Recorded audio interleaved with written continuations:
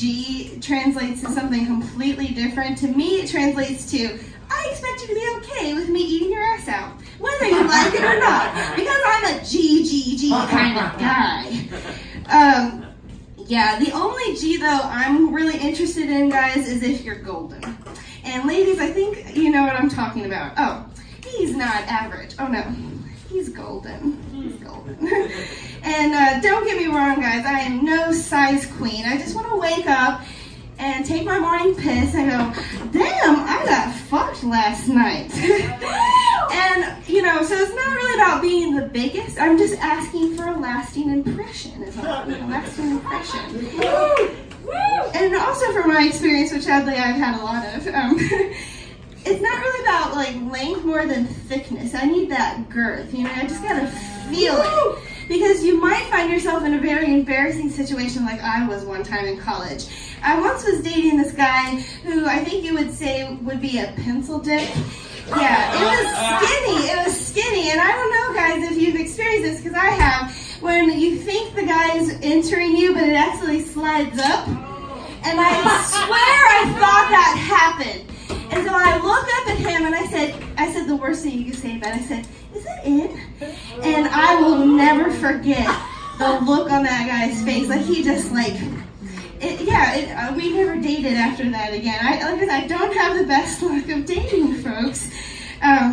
My coworker Ashley, though, she is really winning it. She keeps talking about this guy who has an 11.5-inch penis that she sees. 11.5. I can't even imagine that. Like I said, I'm not a size queen. I could not handle that. 11.5 when you think about it. From here to here is an inch, and that's 11.5. I feel like if nature's already given you so much, let's just round it up. You're a foot-long fellow, right? You know, I'm just going to give you that. You are not 11.5. You are a foot-long fella, and she is lucky. The problem is with when you come with a dick that is attached to the dick, which I've had a lot of problems with.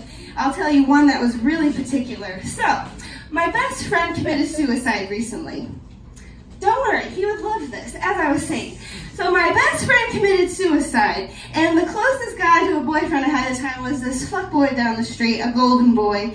And he buzzed up my phone the night of the funeral, and I politely explained to him, like, oh, not tonight, I'm not in the mood. And he said, oh my God, Rebecca, I am so sorry. Is there anything I can do?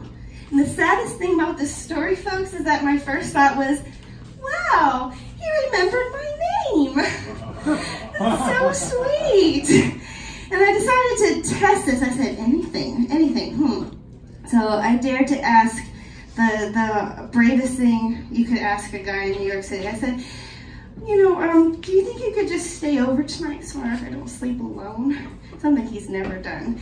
And he almost had me for a second. He almost had me for a decent human being. Without missing a beat, he texted me, oh no, I can come for a visit, but no sleepovers. Like, I should know better. Side note, that was the end of that side piece. It did not stop him from buzzing up my phone at 3 a.m. later that night looking for a booty call the night of the funeral. I cannot make this stuff up. I wish I was making this stuff up. Oh my God. But then you have the opposite end of the golden boy spectrum, where he's perfect in every other way except something in bed you cannot overlook. And that happened with me and the best guy I ever matched with on Tinder. He was tall, dark, and handsome. He was romantic, charming. He took me out to dinner with reservations, if you could believe that. I met him during the big Bernie craze of 2016, and he and I were both feeling it. He made chocolate in California, so that means they were weed chocolate too. He was in this open polyamorous relationship I was trying to be cool about, because weed chocolate, gourmet weed chocolate. And after one debate, we decided to go back in the bedroom, and he peeled his pants off, and I realized I hit jackpot. I had struck gold. I felt like Charlie Bucket, peeling that candy bar, that desperation. You really have been having a hard time. It's hard dating in the city, and then you see it. I want a golden ticket. And it was amazing. Like, he had to, stretch the condom.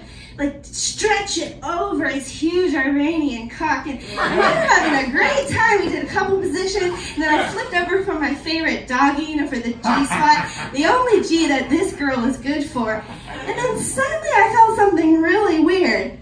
He was eating my ass out. I mean, like, he didn't even ask. I didn't know where he'd been in my butt on the bed. I was like, whoa, no, that's okay. That's okay.